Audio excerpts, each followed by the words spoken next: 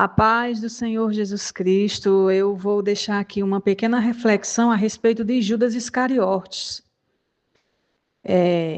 Através desses versículos, eu creio que Deus vai abrir o seu entendimento a respeito da condição espiritual de Judas, né?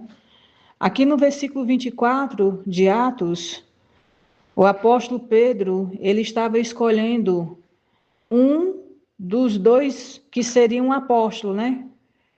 Que no caso foi escolhido Matias, mas eu vou falar aqui o versículo que diz assim: E orando disseram: Tu, Senhor, que conheces o coração de todos, revela-nos qual destes dois tens escolhido, para preencher a vaga neste ministério e apostolado, do qual Judas se extraviou indo para o seu próprio lugar, né?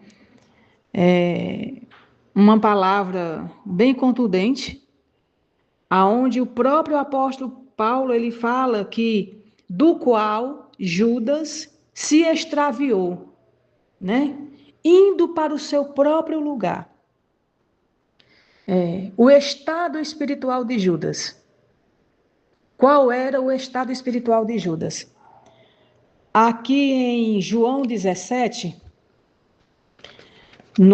a partir do versículo 11, diz assim: Já não estou no mundo, mas eles continuam no mundo.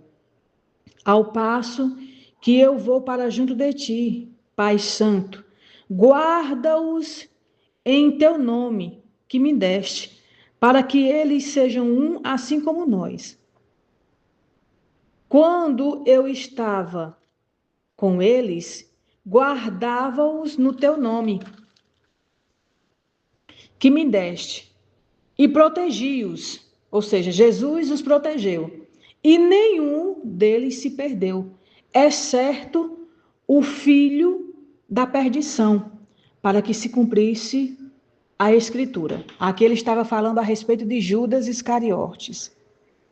Em João, no mesmo Evangelho de João, capítulo 6, no capítulo 6, versículo 70 e 71 diz assim: Replicou-lhes Jesus: Não vos escolhi eu em número de 12? Contudo, um de vós é diabo. Referia-se ele a Judas, filho de Simão Iscariotes, porque era quem estava para traí-lo, sendo um dos 12.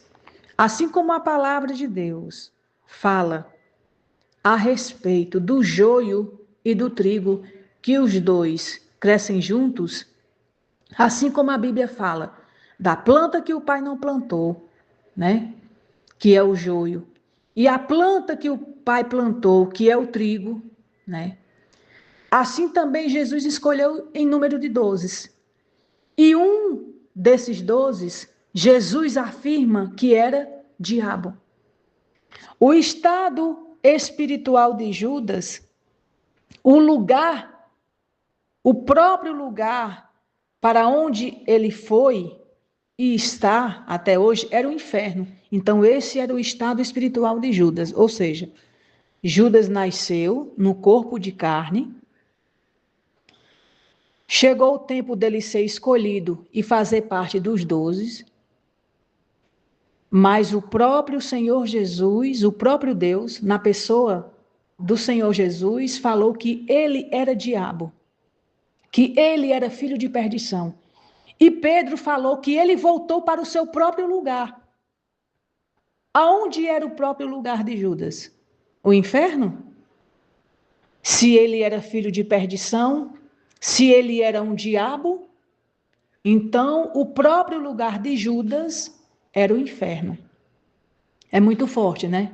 Essa revelação a respeito de que existem pessoas que nascem, cumprem um propósito determinado, ou predeterminado, ou determinado por Deus, para este fim. Porque a Bíblia diz que Deus criou o ímpio para o dia da sua calamidade, né? Que Deus criou o ímpio para o dia da sua calamidade. Que Deus criou o ferreiro, que Deus criou o destruidor para ser destruído. Então, isto é uma palavra muito reveladora a respeito de pessoas que já estão condenadas, ou não.